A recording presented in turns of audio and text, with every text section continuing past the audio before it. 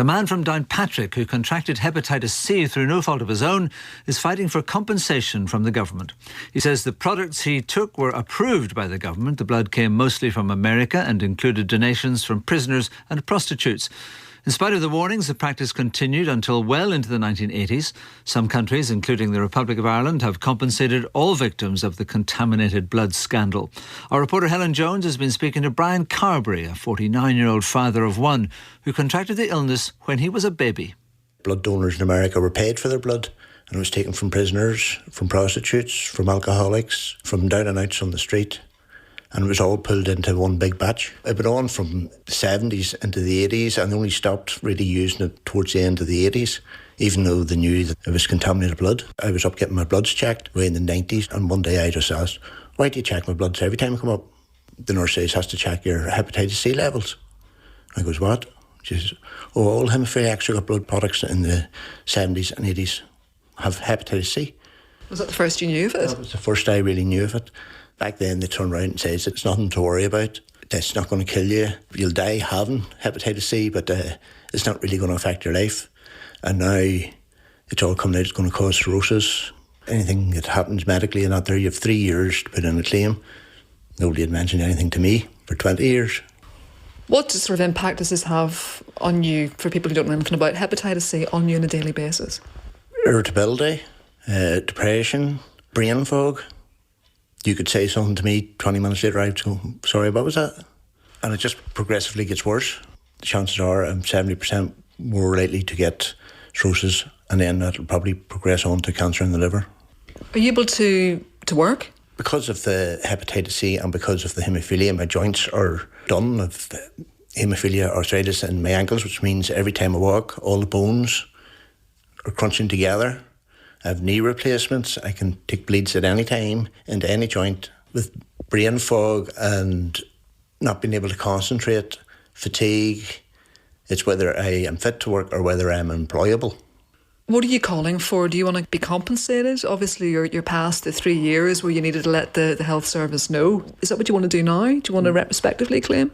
It's not necessarily about claiming. They have acknowledged it, but they haven't accepted responsibility for it. There is compensation out there. There's payment schemes which don't work. Yeah. Why is that? Well, I'm at stage 1 hepatitis C because I do not have cirrhosis. If I move on to stage 2, I then get £50,000 compensation and £14,000 a year. Once you reach stage 2, you're really on the last part of the road of your life, but you won't get anything until you do reach that stage 2. So we have to really move on to stage 2, becomes iller before we get anything. Doesn't make any sense, really, does it? How do you feel about that? It's funny, part of me wants to move on to stage 2 so as you get something, but I know if I move on to stage 2, I've only a couple of years left. And how much are you getting currently through the welfare system? DLA, which amounts to about £600 a month, which works out about $7,200 a year. Down south, they compensated all haemophiliacs and all that there years and years ago. They're getting ongoing payments, and I think it was a no-fault compensation scheme they ran. But they says, no, we do have a responsibility to look after these people. The British government aren't doing anything. Like there's 2,500 dead out of the 6,000 that were infected. Prematurely? Yes. Out of there was 1,200 infected with HIV. Out of them, there's 300 alive. Everybody is dying, and they're just waiting now till the numbers are low enough before they can compensate. Well, listening to that is Brian O'Mahony, Chief Executive of the Irish Haemophiliac Society.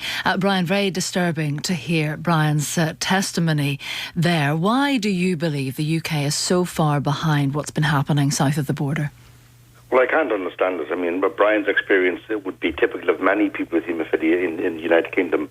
Thousands of people with haemophilia were infected with HIV and hepatitis C in the 1970s and 1980s through contaminated blood products provided by the government. So I can't see any reason why the government should not acknowledge this properly and give proper compensation to people with haemophilia in this situation. To put it bluntly, with time passing, so do the number of potential claimants, it seems. Well, perhaps there's a pencil pusher there somewhere in the government department saying, look, the longer we wait, the more people will die, the less we'll have to pay. If that's the case, it's absolutely immoral. Scotland held an inquiry recently. It reported back only in March of this year. Do you believe an inquiry is what's needed? I think, you see, process of an inquiry is a long process, and Scotland has just completed the Penrose inquiry. Several years ago in the United Kingdom, they had a non-statutory Archer inquiry. Inquiries certainly are very, very useful, and they will look at exactly what happened. The problem is now what's needed is compensation for people and proper financial help. And they can't wait. They don't have the time to wait for an inquiry to take place. This process tends to take several years. There are obviously people like Brian and many others out there living lives of quiet desperation. They need help, and they need help now. There are drugs out there that can help hepatitis C. Do people who are suffering from the condition through this contaminated blood scandal sometimes choose to pay for the drugs independently? Well, I think that there's a whole new generation of hepatitis C treatments known as direct-acting antivirals, which look very, very successful, and they're now offering real hope to people with hepatitis C. Of course, that presupposes that people with haemophilia and hepatitis C in Northern Ireland are getting rapid access to those drugs. I don't know if that's the case. It should certainly be the case. People who were infected through blood and blood products supplied by the state should certainly be getting prioritised access to these new treatments. But for many of them, of course, as Brian pointed out, for 2,500 out of 6,000 in the UK, it's already too late. Are those treatments costly, Brian? They're costly. The cost varies from country to country, but you're talking probably in the region of 40 to 50,000 pounds or 40,000 pounds for a course of treatment. On the other hand, they have a success rate in excess of 90%.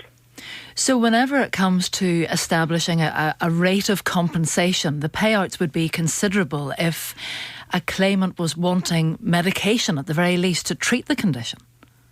Well, I mean, the people are entitled to treatment for the condition in any case.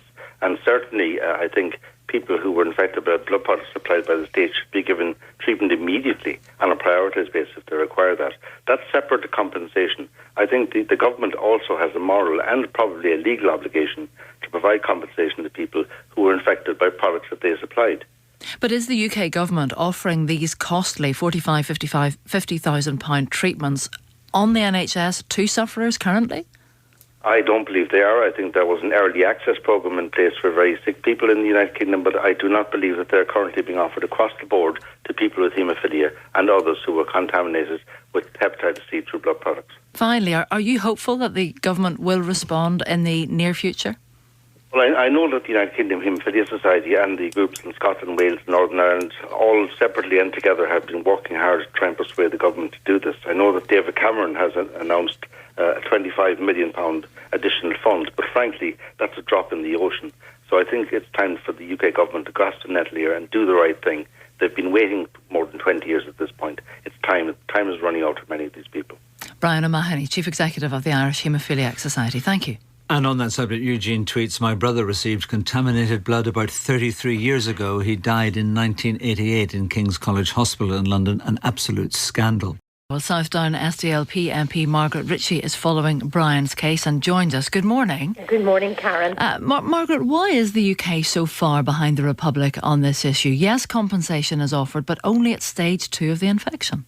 First of all, I sympathise and empathise with Brian in his very difficult circumstances, and because he was born a haemophiliac, he was infected by contaminated blood products back in the 70s and 80s, and he, in fact, as you heard yourself, was not told about this.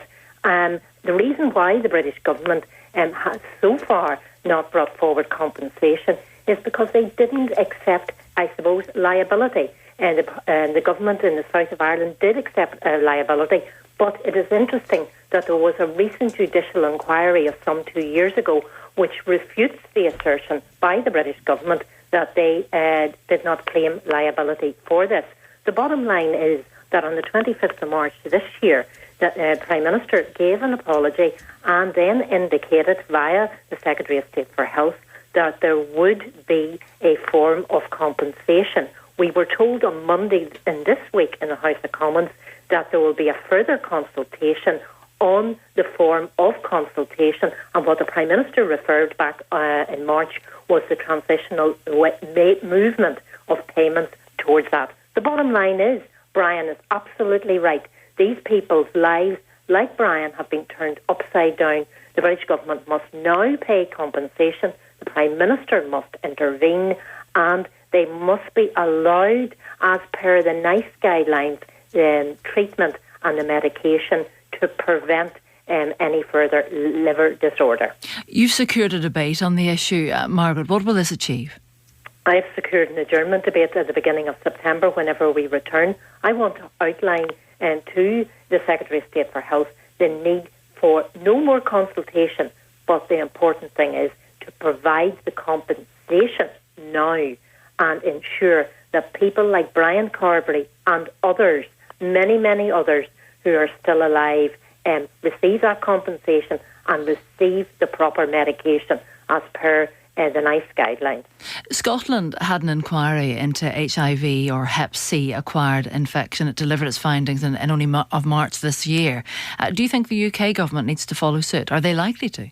Absolutely needs to follow suit, and in fact I suppose they were awaiting the outcome of that Penrose inquiry, and I understand that discussion took place a couple of years ago with the devolved administrations, because all of this contamination took place prior to devolved arrangements. So it's important that the UK government intervenes and intervenes now and stop this level of consultation. Consultation, of course, is very good, but when you know what the situation is, just pay the compensation to people like Brian Carberry and to others and ensure that they have that medication and care that they urgently need. South Down SDLP MP Margaret Ritchie, thank you. A man from Downpatrick who contracted hepatitis C due to contaminated blood says he wants compensation from the government. 49-year-old Brian Carberry received haemophilia treatment as a child in the 1970s when some blood products used to treat the disease were imported from America and included donations from prisoners and prostitutes. Mr. Carberry says money is available, but for him it's too little, too late. There is compensation out there. There's payment schemes which don't work. I'm at stage 1 hepatitis C because I do not have cirrhosis. If I move on to stage 2, I then get £50,000 compensation and £14,000 a year. Once you reach stage 2, you're really on the last part of the road of your life, but you won't get anything until you do reach that stage 2.